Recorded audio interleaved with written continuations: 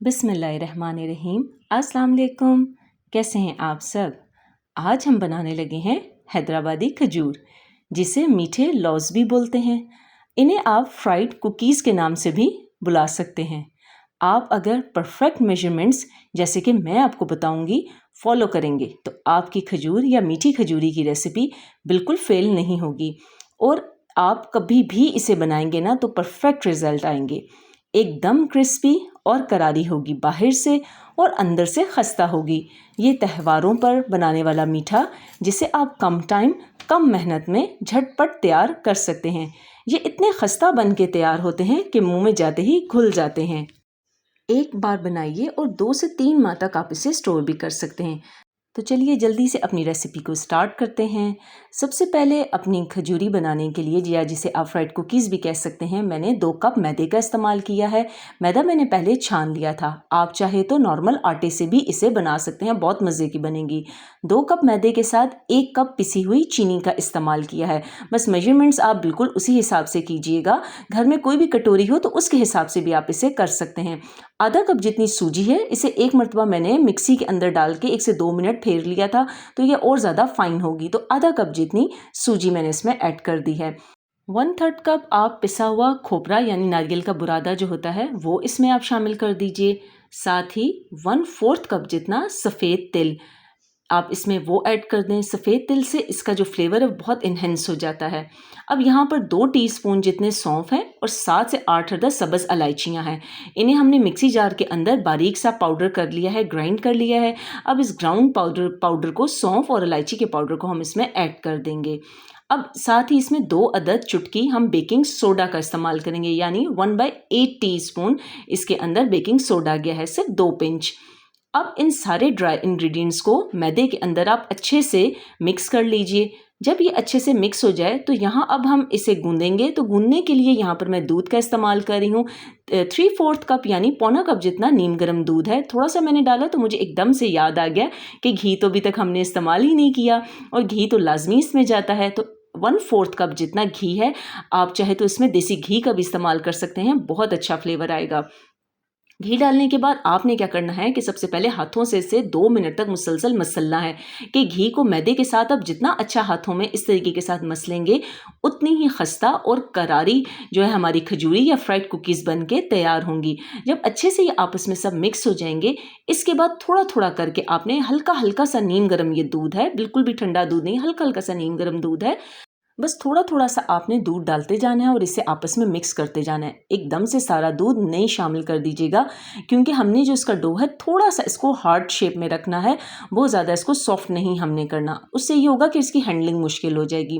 हमने इसे अच्छे से गूंदना है ताकि इसका जो एक सॉफ्ट टेक्सचर है कि उस शेप में आ जाए। अब पौना कप दूध लिया था, उसमें से टोटल आधा कप दूध इस्तेमाल हुआ है और ये सारा जो है अच्छे तरीके से गुन गया है। इसीलिए मैंने पहले ही आपको कहा था कि सारा दूध हम एकदम से नहीं डालेंगे, बस अच्छे से हमने इसको मिक्स करना है, एक पेड़े की शक्ल में से ले आना है। थोड़ा सा इसके ऊपर हम घी अच्छे से अप्लाई करेंगे ताकि इसकी जो ऊपर वाली स्किन है वो हार्ड ना हो जाए। इसके बाद आप इसे कवर कर दीजिए और तकरीबन 20 मिनट का इसे हम रेस्ट देंगे।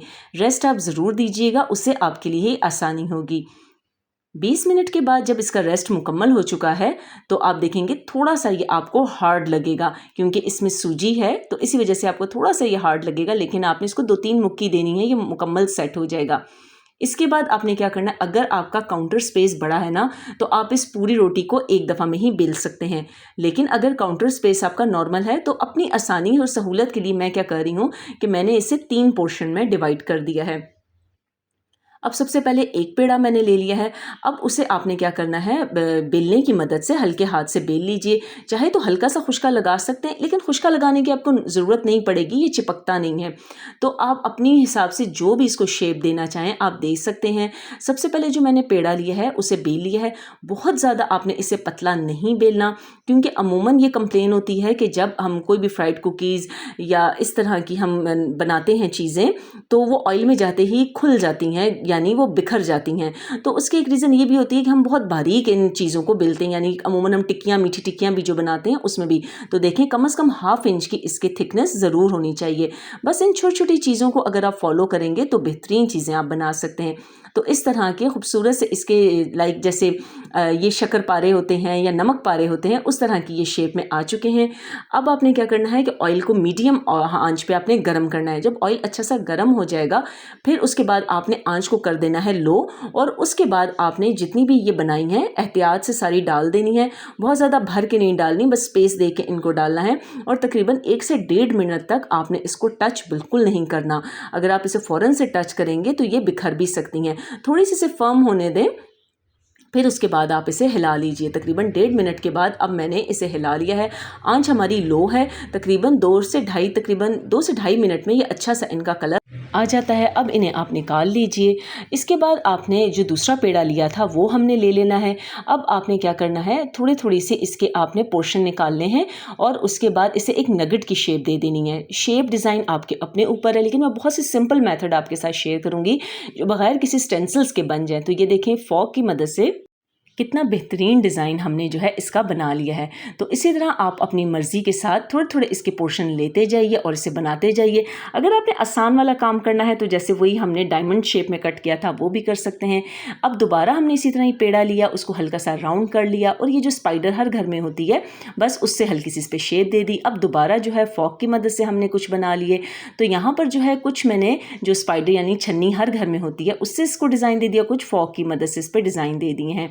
और बाकी जो तीसरा पेड़ा हमारे पास था उससे मैंने दोबारा ही जो हमारा बहुत ही आसान सी शेप है ये, और इजी बन के एक ही पेड़े में काफ़ी सारे एक दफ़ा में बन जाते हैं। और जो इसकी साइड्स और एजेस जो होती हैं जिनकी शेप सही नहीं होती उनको आप दोबारा अलग कर लीजिए और दोबारा से उनको बेल के बना लीजिए। अब आपने इसी तरह सेकंड बैच को भी फ्राई करना है। ऑयल पहले गर्म करना है, फिर उसके बाद आपने ऑयल को लो करके और तब आपने सारी जो है इसके अंदर कुकीज़ डाल देनी है। 1 से 1.5 मिनट बिल्कुल भी हाथ ना लगाइएगा। 1 से 1.5 मिनट के बाद ये जैसे ही फूल के एकदम से ऊपर सी आ जाएंगी तब आपने इसको पलट लेना है, लेकिन बहुत एहतियात और आराम के साथ। जब सारी आप इन्हें पलट लें तो तकरीबन नेक्स्ट साइड पे भी इसको 1 मिनट तक आपने पकने देना है। बहुत अच्छी सी खस्ता सी बन के तैयार होंगी। जब आप इन्हें निकालेंगे तो इनके ऊपर आपको क्रैक्स नज़र आएंगे, लेकिन ये क्रैक्स नहीं है, ये अंदर तक पक चुकी हैं और ये खस्ता बनी हैं, इसीलिए आपको ऐसे नज़र आ रही हैं। यहाँ पर हमारी जो लास्ट वाला बैच था वो भी बन के तैयार हो चुका है। शुरू में जब ये फ्राई होंगी तो ये आपको लगेगा कि ये नरम है, इसलिए इन्हें किसी प्लेट में नहीं निकालिएगा, बल्कि किसी की भी छन्नी के ऊपर या कोई भी कूलिंग रैक या वाइट जो होती है उसके ऊपर आप निकाल के इसे आधे घंटे के लिए आप रख दें। चाहे तो पंखे के नीचे रख दें या रूम टेम्परेचर पे वैसे ही रख दें ताकि ये खस्ता हो जाए। तो माशाल्लाह से देख सकते हैं कितनी खस्ता हमारी ये बन के तैयार हुई हैं। अंदर से ये नरम है और ऊपर से ये खस्ता बनी है।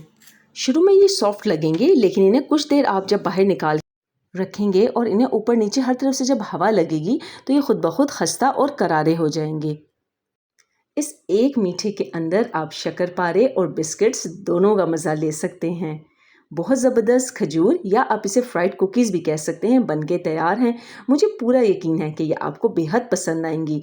ऊपर से कुरकुरी और अंदर से खस्ता, ऐसा स्पेशल मीठा जिसे बनाने में ना लगे मेहनत और ना होगा खर्चा। एक बार इन फ्राइड कुकीज़ या बिस्किट्स को इस तरह बना कर देखिए, मज़ा आ जाएगा। ऊपर से क्रिस्पी, अंदर से खस्ता बन के तैयार होते हैं। अंदर तक ये सिकी हुई हैं, इनमें तेल बिल्कुल भी एब्जॉर्ब नहीं हुआ। इस तरह आप इन्हें बनाकर 2 माह तक के लिए रख सकते हैं, ये बिल्कुल ख़राब नहीं होंगी। मेहमानों के सामने सर्व करेंगे तो वो भी पूछेंगे कि कैसे बनाए हैं। 100% परफेक्ट रेसिपी है। ज़रूर बताइएगा कि आपको हैदराबादी फेमस खजूर की रेसिपी कैसी लगी। उम्मीद करती हूँ हमेशा की तरह रेसिपी पसंद आई होगी। चैनल को सब्सक्राइब करना बिल्कुल ना भूलिएगा। Thank you for watching.